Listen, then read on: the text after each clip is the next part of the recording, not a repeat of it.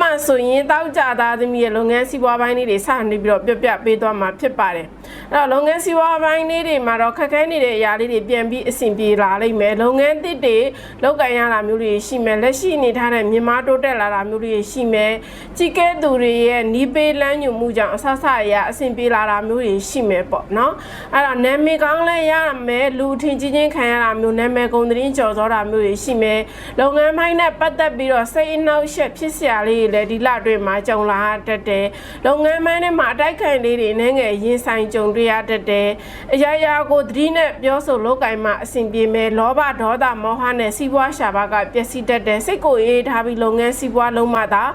ာအောင်မြင်မယ်ပေါ့နော်ပြည်တွင်းပြည်ပခီးလေးတွေတွားတတ်တယ်ပြည်တွင်းခီးစင်တော်၎င်းပြည်ပခီးစင်တော်၎င်းတွားတာမျိုးတွေရှိမယ်လက်ရှိလတွေမှာလုပ်ငန်းသစ်စတင်မယ်ဆိုရင်လည်းပဲနော်ဆန်းလို့ရတယ်စနေနံတောက်ကြနံအင်္ဂါနံလုပ်ငန်းတွေအကျိုးပြုတဲ့လဖြစ်ပါတယ်အဲ့တော့စနေနံတောက်ကြနံအင်္ဂါနံနဲ့ပတ်သက်တဲ့လုပ်ငန်းတွေလုပ်ကိုင်နေတဲ့သူတွေအတွက်လည်းလုပ်ငန်းစီးပွားမြင်မာစွာတိုးတက်စွာပြောင်းလဲတိုးတက်လာတာမျိုးတွေရှိမယ်အဲ့တော့စနေနယ်လုပ်ငန်းဘာလဲနိုင်ငံခြားနဲ့ဖက်ဆက်လုပ်ငန်းဤပညာနဲ့ပတ်သက်တဲ့လုပ်ငန်းပေါ့နော်အထည်လုပ်ငန်းဓာတ်ဆီဒီဇယ်ထမင်းဆိုင်ထီဆိုင်လုပ်ငန်းဟိုတယ်နဲ့ခီးသွားလာရေးလုပ်ငန်းသွတ်တန်တစ်လုပ်ငန်းတစ်သီးလုပ်ငန်းတွေပေါ့နော်နောက်အင်္ဂါနဲ့လုပ်ငန်းတွေဖြစ်တဲ့စားတောက်ကုန်လုပ်ငန်းစတိုးဆိုင်လုပ်ငန်းဆန်စီဆေးစားစက်ပစ္စည်းနဲ့ပတ်သက်တဲ့လုပ်ငန်းတွေပေါ့နော်အဲ့တော့ဆက်တူရှယ်ယာလုပ်ငန်းတွေအကျိုးပြုတဲ့အဲ့လုပ်ငန်းတွေနဲ့စီးပွားရေးလုပ်ချင်းအဆင်ပြေလိမ့်မယ်ဒီလုပ်ငန်းလုပ်ကိုင်နေတဲ့သူတွေလည်းအောင်မြင်မယ်ပေါ့နော်ဒီနံပစ္စည်းတွေလည်းအဝင်ရှိတယ်အဲ့တော့စနေနံဘိုင်လဲဆိုအထည်လိပ်တွေပေါ့နော်အဲ့ဒါမျိုးတွေဝင်မယ်တောက်ကြနံတော့တွတ်တန်တစ်တွေဝင်မယ်အင်္ဂါနံစက်ပစ္စည်းတွေဝင်နိုင်တယ်ပေါ့နော်ဒီလာထဲမှာအဲ့တော့ဝင်နေဆိုရင်တော့အလုပ်မှာနာမည်ကောင်းရမယ်လူထင်ကြီးချင်းခံရမယ်လုပ်ငန်းအစိတ်ဝင်ငွေအဆင့်မြင်မာမယ်စိတ်ဖြည့်ဆည်းမှုလေးတွေလုပ်ငန်းပိုင်းတွေမှာပေါ်မယ်အကြီးကဲထက်လူကြီးပိုင်းတွေရဲ့အလေးပေးခြင်းအလေးထားခြင်းခံရမယ်ပေါ့နော်ဒီလာထဲမှာရောင်းဝယ်လုပ်ငန်းလုပ်နေသူတွေရောင်းဝတက်မယ်ဝင်ငွေအဆင့်မြင်မာမယ်အမြဲအစွန်းတွေရရှိမဲ့နေထားမှာတော့ရှိရပေါ့နော်အဲ့တော့လုပ်ငန်းပိုင်းတွေမှာတော့အတိုက်ခိုက်လေးတွေအနေနဲ့ရင်ဆိုင်ကြုံတွေ့ရလိမ့်မယ်အဲ့တော့ဒီလအတွင်းမှာလုပ်ငန်းစီးပွားပိုင်းလေးတွေကပေါ့နော်နည်းနည်းလေးပေါ့ကိုယ့်ရဲ့ကံစရာမှာလက်ရှိနေထားတဲ့မြင်မာမဲ့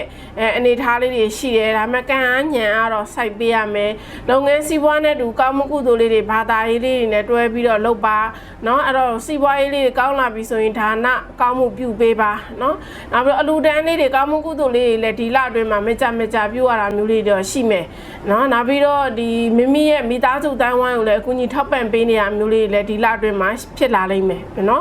်ကိုကနေပြီးတော့အကူအညီထောက်ပံ့ပေးနေရမျိုးတွေရှိလာလိမ့်မယ်ပေါ့နော်အဲ့တော့ဒီလအတွင်းလုပ်ငန်းစီးပွားပိုင်းလေးတွေတော့တိုးတက်လာလိမ့်မယ်ငွေကြေးခန္ဓာလေးတွေကိုကြည့်လိုက်တဲ့အခါမှာဒီလမှာလည်းဝင်ငွေအဆင့်လုပ်ငန်းအဆင့်လေးတွေတိုးတက်လာမယ်ဝင်ငွေလေးတွေပေါ့နော်ဝင်လန်းကြောင်းလေးတွေပေါ်လာတာမျိုးတွေရှိမယ်ပေါ့နော်အဲ့တော့ဒီငွေဝင်လန်းလေးတွေကတော့အဖက်ဖက်ကနေပေါ်လာမယ်ဒီຢာတွေကိုလက်တွေ့ဖော်ဆောင်ခြင်းဖြင့်ရလက်ကောင်းတွေထွက်ပေါ်တာမျိုးတွေတော့ရှိမယ်အဲ့တော့မိရဲ့ပေါ့နော်ငွေကြေးခန္ဓာမိသားစုတန်းဝိုင်းကိုလည်းအကူအညီပေးနေရမျိုးတွေရှိမယ်အဲ့တော့ဒီလလေးမှာငွေအားကောင်းတဲ့လားဖြစ်တဲ့အတွက်ငွေရှာနိုင်မှစုဆောင်းနိုင်ရင်ငွေကြေးအတွက်ပိုပြီးအားကောင်းတယ်ငွေသုံးလက်ဖွာနေတာမျိုးတွေအသုံးများနေတာမျိုးကြောင့်ငွေပြန်ထွက်တတ်တယ်အကြောင်းမျိုးနဲ့ငွေကုန်စရာလေးတွေလည်းရှိနေတတ်တယ်ပေါ့နော်သူတို့ဘာကိုအာမခံပေးတဲ့လုံငွေချင်းကားတဲ့အလုပ်လောင်းကစားအလုပ်တွေကရှောင်သိပါတယ်ဒီလားထဲမှာလဲနော်နောက်ထပ်လူမှုရေးခန္ဓာလေးတွေပေါ့လူမှုရေးခန္ဓာလေးတွေကြည့်လိုက်တဲ့အခါမှာအကြီးမားပြဿနာတော့မရှိဘူးလုပ်ငန်းပိုင်းတွေမှာရှင်ပြိုင်မှုတွေကတော့နည်းငယ်ရှိမယ်လူယုံဒုက္ခပေးတတ်တဲ့အချင်းချင်းစိတ်သဘောထားကွဲလွဲမှုလေးတွေနော်လုပ်ငန်းပိုင်းတွေမှာပေါ့မနာလူမှုလေးတွေရှိရတဲ့သတိထား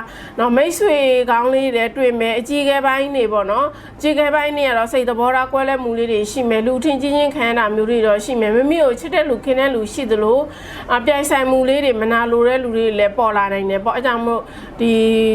လူမှုရေးခန္ဓာလေးပိုင်းလူမှုရေးခန္ဓာပိုင်းလေးတွေကတော့မိမိတို့အနေနဲ့အစိုးကောင်းတွန်တွဲမယ်ဒီလာထဲမှာနော်နောက်ထပ်အိမ်တွင်းအိမ်နောက်ရေးခန္ဓာလေးတွေကြည့်လိုက်တဲ့အခါမှာစိတ်ပင်ပန်းစရာလေးတွေစိတ်ရှုပ်စရာလေးတွေရှိမယ်မိသားစုပိုင်းတွေမှာမမိစိတ်နဲ့တစ်ထပ်တည်းမကြပဲပေါ့နော်စိတ်ညစ်စရာလေးတွေရှိမယ်တယောက်တစ်ပေါင်းနဲ့စိတ်လိုမကြမှုတွေဖြစ်မယ်အိမ်တောင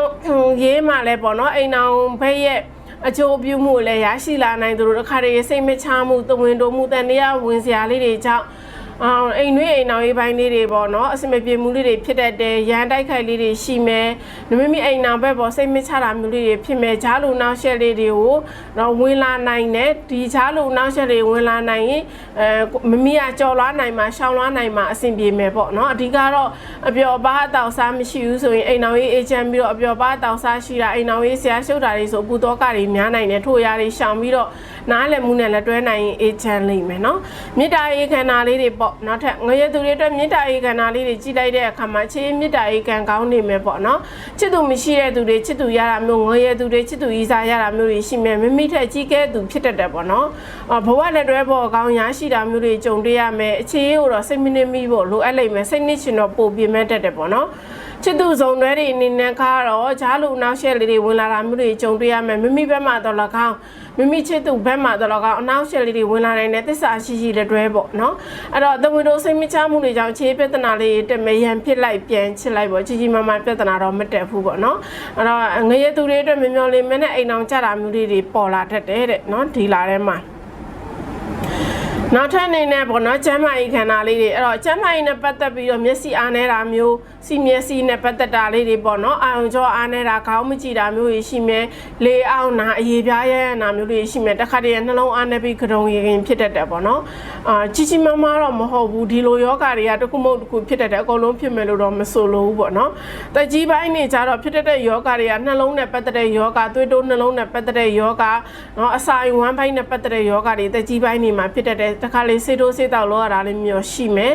အသက်အရွယ်ဆိုရင်တော့မရှိဘူးနော်နောက်ထပ်ပညာရေးခန္ဓာလေးပိုင်းကကြည်လိုက်တဲ့အခါမှာဒီလာတွင်းမှာစိတ်မပါသလိုဖြစ်နေတတ်တယ်ပညာရေးပိုင်းမှာအနောက်ချက်လေးတွေဖြစ်တတ်တယ်ပေါ့ရှိတတ်တယ်ပေါ့နော်အဲ့တော့ဒီပညာရေးကိုစိတ်မြောက်ဖက်နဲ့တခြားအရာတွေစိတ်ရောက်မှုကြောင့်ပညာရေးထိခိုက်တဲ့လူမျိုးရေးပေါင်းသင်းခြေကျမ်းမာရေးကြောင့်ပညာရေးထိခိုက်တဲ့ထို့အရာတွေကြော်လာနိုင်မှာပညာရေးစာတာကောင်းမယ်ပညာရေးပိုင်းမှာအလေးထားပြီးစ조사ဖို့တော့လိုအပ်လိမ့်မယ်နော်